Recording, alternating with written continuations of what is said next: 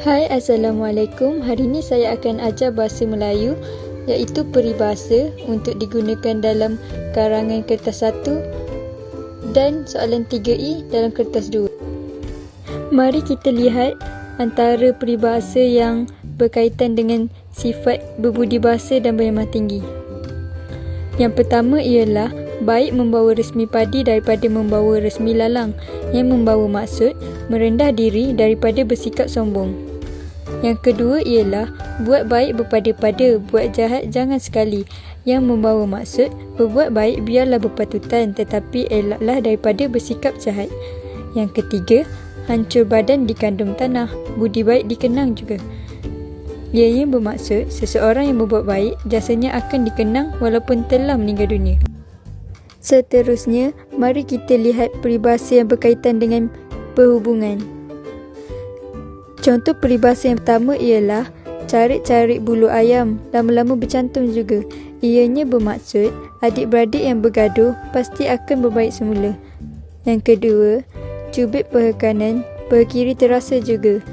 Peribahasa ini membawa maksud jika seseorang yang rapat dengan kita ditimpa kesusahan, kita juga akan berasa susah.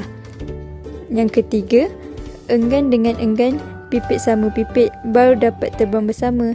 Ianya bermaksud perhubungan yang sama taraf.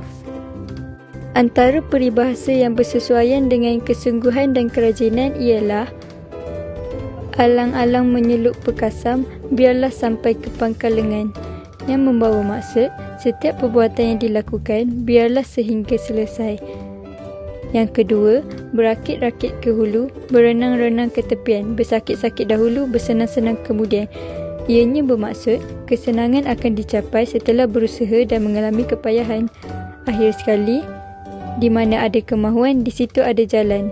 Ianya bermaksud jika seseorang mempunyai cita-cita, dia akan berusaha dengan bersungguh-sungguh. Mari kita lihat pula peribahasa yang berkaitan dengan penyesalan. Contoh yang pertama ialah nasi sudah menjadi bubur. Ianya membawa maksud perbuatan yang terlanjur tidak dapat diubah kembali. Contoh yang kedua ialah sesar dahulu pendapatan, sesar kemudian tidak berguna. Peribahasa ini bermaksud kita hendaklah berfikir dahulu sebelum melakukan sesuatu agar tidak menyesal di kemudian hari.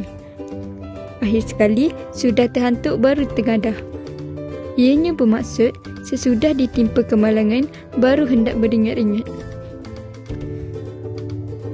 Seterusnya, saya akan menunjukkan peribahasa yang berkaitan dengan berhati-hati ataupun teliti.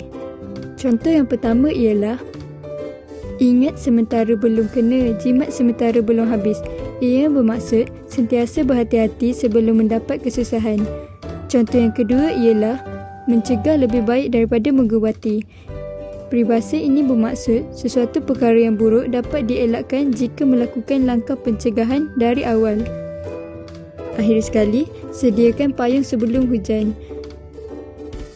Ianya bermaksud berjaga-jaga sebelum terkena bencana. Antara peribahasa yang menunjukkan kerugian ialah yang dikejar tak dapat, yang dikendung berciciran. Ianya bermaksud keuntungan yang diharap-harapkan tidak dapat, sedangkan yang sedia ada itu hilang pula. Yang kedua, harapkan guru di langit, air tempayan dicurahkan. Peribahasa ini membawa maksud harapkan keuntungan yang besar yang belum tentu diperoleh, keuntungan kecil yang sedia ada dilepaskan. Contoh yang terakhir, kalah jadi arang, menang jadi abu. Ianya bermaksud dalam sesuatu pergaduhan, sama ada pihak itu kalah atau menang, kedua-duanya akan menanggung rugi.